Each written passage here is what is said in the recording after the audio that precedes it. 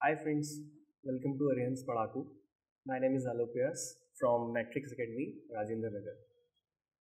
जैसा कि आज class 10th board science paper हुआ है और पेपर के बारे में जो भी स्टूडेंट्स ने डिस्कस किया है या मुझे ऐसा लगता है कि पेपर से रिलेटेड कोई जानकारी या पेपर का स्टैंडर्ड क्या था या क्वेश्चंस किस टाइप के आए थे वो मैं आपसे डिस्कस करना चाहूँगा। तो स्टार्टिंग जो सबसे पहले स्टूडेंट्स को या पेरेंट्स को या बीइंग अ टीचर मुझे ऐसा लगता है कि सबसे पहले जो चीज़ एक समरी के तौर पे पेपर को देख के समझ में आती है वो क्वेश्चन ये है कि हमें लगता है what was the overall level of paper, moderate और डिफ़िकल्ट। तो फॉर मी अगर मैं पेपर को एनालाइज करूं जो कि मैंने देखे सेट्स, उस बेसिस पर मैं कहूँगा कि पेपर का लेवल जो था वो मॉडरेट ही था, पर इंक्लूडिंग सम डिफरेंट या डिफ़िकल्ट या ट्रिकी क्वेश्चंस, उसकी वजह से कुछ स्टूडेंट्स के लिए वो डिफ़िकल्टी लेवल में भी जा सकता है। पर फॉर मी या according to most of the students level जो था वो मॉडरेट ही था। तो मैं आपसे डिस्कस करूंगा वो क्वेश्चंस जो थे, कुछ ट्रिकी क्वेश्चंस जो मैंने नोटिस किए या स्टूडेंट्स के नोटिस से मुझे समझ में आए, वो अभी हम डिस्कस करते हैं उस बारे में। तो फिलहाल लेवल ऑफ पेपर जो है वो मॉडरेट ही मैं सजेस्ट करूँगा। एक चीज़ और, जो हम पढ़ाते हैं ज़्यादातर हमारा फोकस जो होता है वो एनसीईआरटी, क्योंकि सीबीएसई की बेस बुक जो है वो एनसीईआरटी है। ज़्यादातर क्वेश्चंस का जो टाइप होता है वो कवर एनसीईआरटी से ही किया जाता है। तो एक क्वेश्चन और जो पेरेंट्स यूजुअली या स्टूडेंट्स को लगता है कि पता होना चाहिए या टीचर उनको सजेस्ट करें, तो ज़्यादातर क्वेश्चंस जो NCERT, how many questions had directly और इनडायरेक्टली कम फ्रॉम एनसीईआरटी। तो एनसीईआरटी की जहाँ तक बात करें, एनसीईआरटी से केमिस्ट्री में तो कुछ क्वेश्चंस डायरेक्टली पूछे गए थे, जैसे topic related to soaps and detergents, जो कि एक common question, explain the mechanism of cleansing action, वो एनसीईआरटी बेस्ड है। एनसीईआरटी एक्सरसाइज का लास्ट क्वेश्चन है इवन, और वो पेपर में डायरेक्टली पूछा गया। ठीक है, विद एक्चुअली क्वेश्चन 5 मार्क्स का था, तो उससे रिलेटेड क्वेश्चन में और भी टाइप्स थे, लेकिन वो question exactly as it is पूछा गया।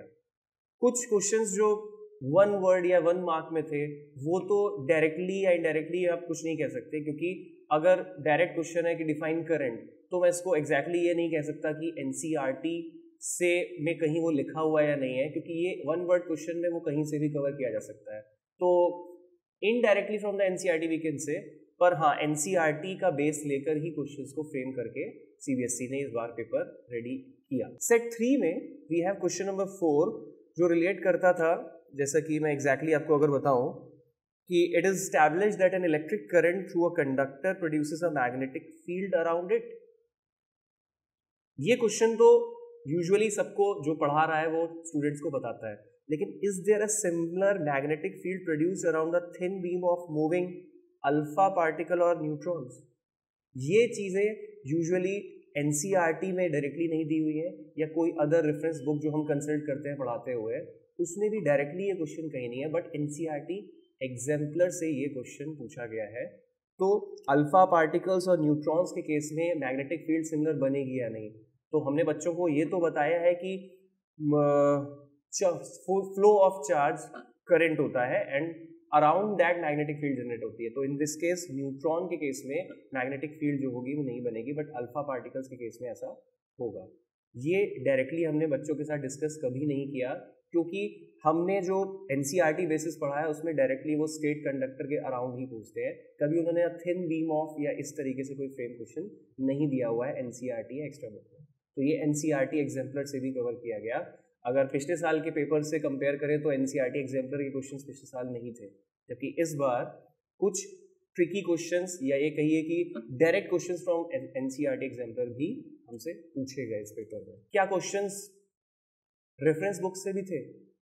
देखिए, रेफरेंस बुक्स हर कोई, जैसे सिर्फ एनसीईआरटी बेसिस तो अगर हम पढ़ाएं तो डेफिनेटली बच्चों के लिए उतनी एग्जैक्ट नॉलेज नहीं दे पाएगा। तो बीइंग अ टीचर हम भी डिफरेंट रेफरेंस बुक्स यूज करते हैं, और सभी रेफरेंस बुक्स के बेसिस पे बच्चों को टाइप्स ऑफ क्वेश्चंस बताते हैं कि इस तरीके से या रिलेट करके पूछा जा सकता है। एक और इंपॉर्टेंट क्वेश्चन कि how much weightage was given to हॉर्स questions. High order thinking skill question में हमारे पास कुछ ज़्यादा इम्पॉर्टेंट तो नहीं कहूँगा, पर अगर वेटेज की बात करें तो अराउंड 4 to 5 या 5 to 6 मार्क्स की वेटेज थी करीब, हार्डली 2-3 क्वेश्चंस, तो which approximately covers 6.5% of the total paper.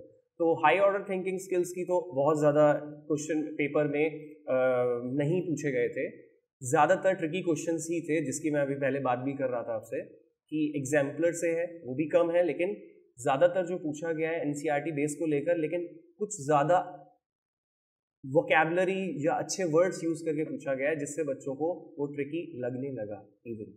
तो वेटेज अराउंड हॉट क्वेश्चन की 4 to 5 मार्क्स, जो कुछ ही है पेपर में, ज़्यादा नहीं, अराउंड 6.5%। और अदरवाइज जो क्वेश्चंस में जैसे did the question paper can be taken as balanced paper according to class 10th level. Balance paper class 10th का इस साल का जो है वो है, देखिए फॉर मी, मेरे अकॉर्डिंग तो मैं कहूँगा कि बैलेंस पेपर एनसीईआरटी या जो बोर्ड ने बनाया है वो डेफिनेटली क्वेश्चंस को सिलेक्शन जो किया गया है वो बहुत अच्छे क्वेश्चंस भी हैं, लेकिन कहीं ना कहीं अगर आप बैलेंस पेपर की बात करें तो रिलेट तो वो सीबीएसई के ही लेवल से करते हैं, कुछ एक आध क्वेश्चंस की नहीं कह सकते, पर हाँ क्लास 10th के हिसाब से इतना पेपर बनना या इस लेवल का बनना ज़रूरी भी है, तो for me it is a balance paper. पर depends on person to person, जैसे कई स्टूडेंट्स के लिए ये हो सकता है कि बहुत ज़्यादा ही टफ हो, किसी के लिए बहुत ईजी हो, या मॉडरेट हो, जैसा कि सबसे पहले क्वेश्चन में हमने डिस्कस किया कि मॉडरेट पेपर ही मैं कहूँगा। तो क्लास 10th लेवल पे ये बैलेंस पेपर ही माना जाएगा, क्योंकि लेवल ऑफ पेपर डेफिनेटली तीनों सेट्स का बहुत अच्छा है। तो for me it's is a balance paper class 10th level. After that हाँ एग्जैक्टली कुछ क्वेश्चंस जैसे कि did the question paper had some questions that can be considered as out of syllabus.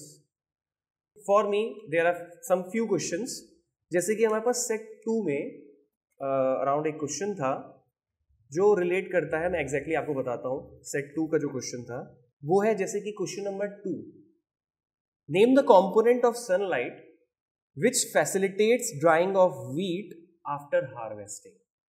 कहीं ना कहीं ये facilitates drying of wheat after harvesting को कहीं ना कहीं रिलेट, ऐसा लग रहा है क्वेश्चन पढ़ने से जैसे रिलेट हो रहा हो to the topic of biology, but name the component of sunlight से रिलेट हो रहा है फिजिक्स से। अब एग्जैक्टली अगर हम बात करें तो क्लास 10th लेवल पे कंपोनेंट ऑफ सनलाइट में हम सिर्फ जो डिस्कशन करते हैं वो विजिबल लाइट की ही बात करते हैं, तो उस बेसिस पर देखा जाए तो वैसे इसका आंसर इंफ्रारेड है, पर क्लास 10th लेवल पे विजिबल लाइट से रिलेट किया जाए तो इंफ्रारेड कहीं भी हम बच्चों को नहीं बताते। और एक्स्ट्रा नॉलेज जब हम बच्चों को पढ़ा रहे होते हैं वो चीज़ें हम अपनी तरफ से ज़रूर बताते हैं, लेकिन अगर हम सीबीएसई के लेवल से देखें या कोर्स शेड्यूल के हिसाब से देखें तो उस बेसिस पर इंफ्रारेड का कहीं कोई नाम नहीं आता है।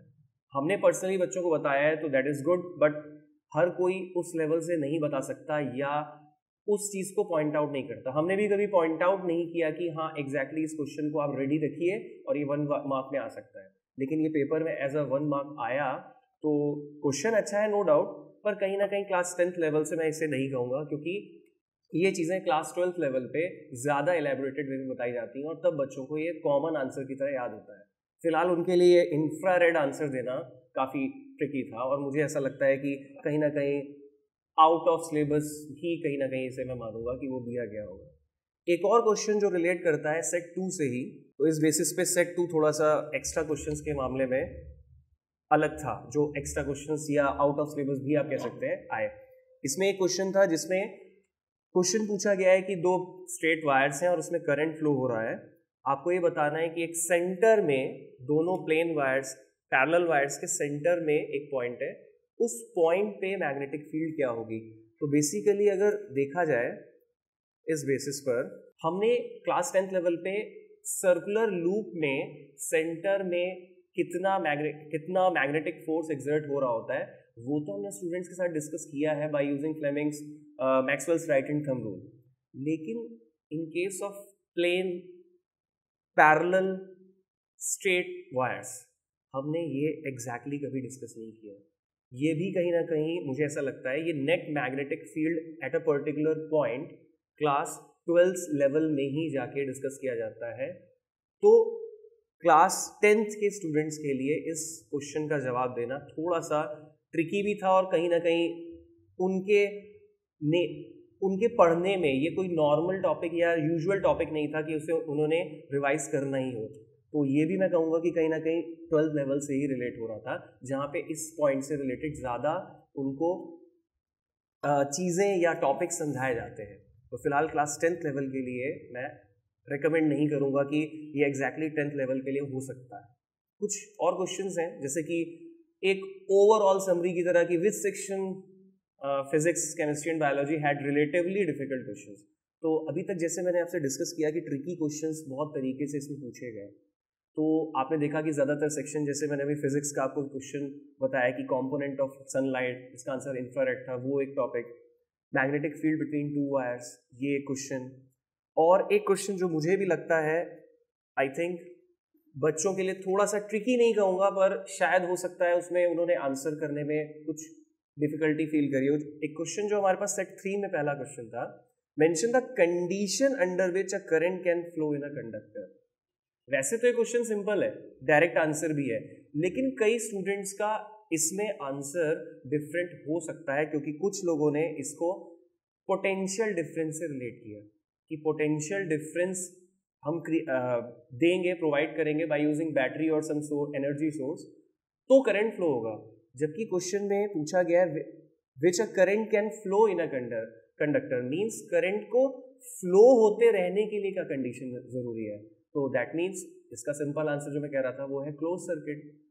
अगर मैं पोटेंशियल डिफरेंस दे भी रहा हूँ लेकिन मेरा सर्किट आगे ओपन है, तो करंट तो तब भी फ्लो नहीं करेगा, विच मीन्स पोटेंशियल डिफरेंस देते हुए भी करंट फ्लो नहीं कर सकता है।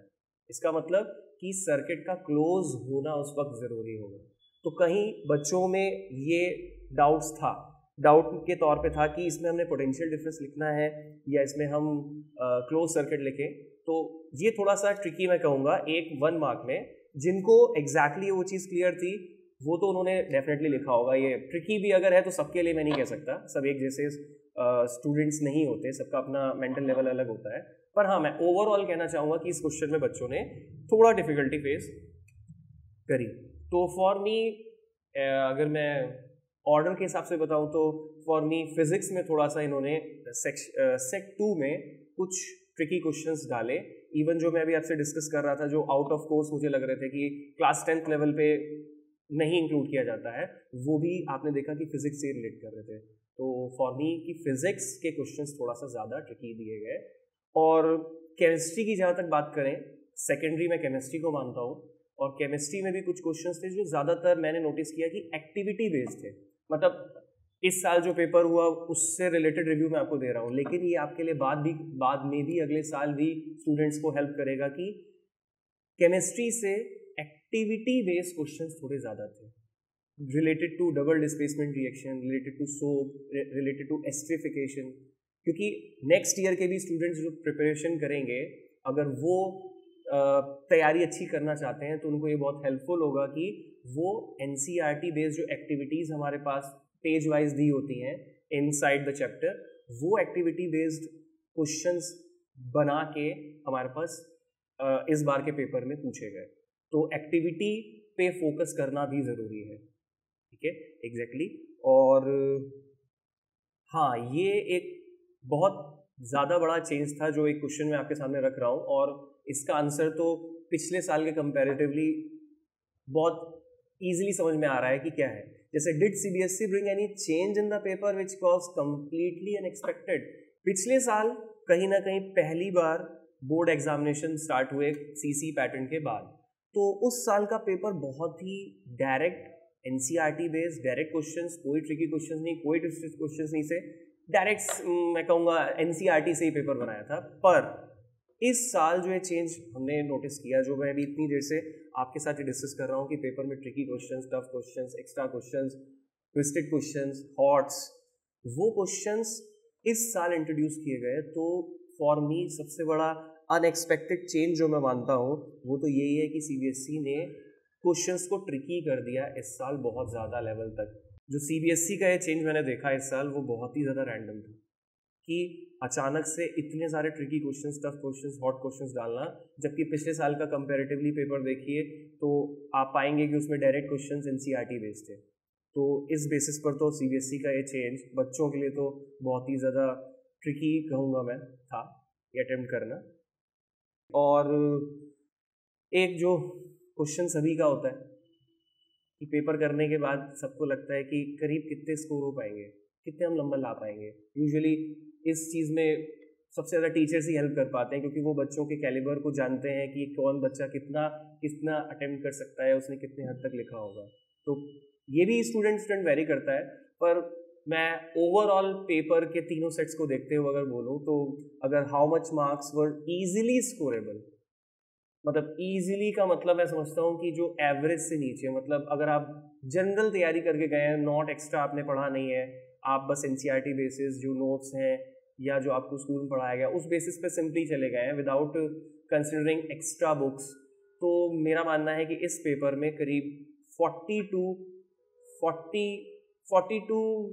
50 मार्क्स मैं कहूँगा कि ईजिली स्कोरेबल है। उसमें भी 40 टू 45 ही गई है, क्योंकि अदरवाइज तो फिर वो एवरेज स्टूडेंट्स जो आते हैं उनकी रेंज के बेसिस पे लाई करेगा। अगर इजीली स्कोरेबल है विच मीन्स आपने एक नॉमिनल पढ़ाई करी है, ज़्यादा एक्स्ट्रा कंसिडर नहीं किया है, आपने नॉर्मल स्टडीज़ करी है, उस बेसिस पर मुझे लगता है कि अराउंड 40 टू 45 मार्क्स बच्चा इजीली स्कोर कर सकता है इस बेसिस पर। ये एक क्वेश्चन इंपॉर्टेंट होता है। अब जो पेपर में स्टूडेंट्स ने लिखा होगा जाहिर सी बात है उस बेसिस पर अब चेकिंग होगी। अब डिस्कस जो हम कर रहे हैं वो आगे के लिए हेल्पफुल हो सकता है, या ये क्वेश्चन हमेशा सबके दिमाग में आते हैं, इसलिए हम वही क्वेश्चन डिस्कस कर रहे हैं जो यूजुअल क्वेरीज होती हैं स्टूडेंट्स की या पेरेंट्स की या टीचर्स के दिमाग में आता है after seeing the question paper. Paper के रिव्यू, पेपर की ट्रिकीनेस, पेपर की लेंथ की बात करें तो क्या पेपर, एक और क्वेश्चन जो पेरेंट्स का रहता है कि या स्टूडेंट्स का तो पेपर देने से पहले रहता है कि सर 3 घंटे में हो पाएगा, was the paper lengthy with respect to the time limit of 3 hours. Question paper को देखते हुए मुझे ऐसा लगता है कि जिसने, देखिए अगेन ये डिपेंड करता है स्टूडेंट टू स्टूडेंट कि अगर एक बच्चा सोच के लिख रहा है, उसको रिलेट करके अच्छे वर्ड्स ढूंढ रहा है, देन डेफिनेटली वो टाइम कंज्यूम कर रहा है, तो उसका छूटना पेपर या एंड तक कंप्लीट होना जायज़ है। पर जिसने प्रिसाइज राइटिंग की होगी कॉन्टिन्यू फ्लो में या टू द पॉइंट आंसर दिया होगा, मुझे ऐसा लगता है कि उस स्टूडेंट ने पेपर को कंप्लीट किया होगा विद इन 3 आवर्स। और मैं इसे लेंदी नहीं कहूँगा इस पेपर को, क्योंकि ट्रिकी है इसलिए शायद लेंदी लगे, क्योंकि ट्रिकी क्वेश्चंस को समझने में और उसको लिखने में टाइम जो लगेगा जाहिर सी बात है वो उस पेपर को लेंदी बना देगा। अगर लेंदी की बात करें तो मैं लेंदी प्रेफर नहीं करूँगा। जिसने राइटिंग प्रिसाइज रखी होगी, टू द पॉइंट आंसर लिखा होगा, उसको तो मुझे लगता है विद इन 3 आवर्स उसने कंप्लीट कर ही लिया होगा। तो लेंदी इस पेपर को नहीं कहा जा सकता। और अभी हम बात कर रहे थे इजीली स्कोरेबल कि बच्चा नॉर्मली कितने नंबर ला सकता है। अब एक क्वेश्चन है जो जाहिर सी बात है कुछ स्टूडेंट्स जो अच्छी तैयारी करते हैं उनके दिमाग में आता है, उनको पता है कि इजीली स्कोरेबल में शायद वो नहीं है क्योंकि उनकी तैयारी नॉर्मल स्टूडेंट से ऊपर थी। तो उनका भी एक क्वेश्चन होता है कि सर एक एवरेज स्टूडेंट इस पेपर में कितने मार्क्स ला सकता है अराउंड, तो how much an average student can score in this paper. तो इस पेपर की बात करें तो मेरे हिसाब से एवरेज स्कोर जो जा सकता है वो around 55 to 65 marks for me.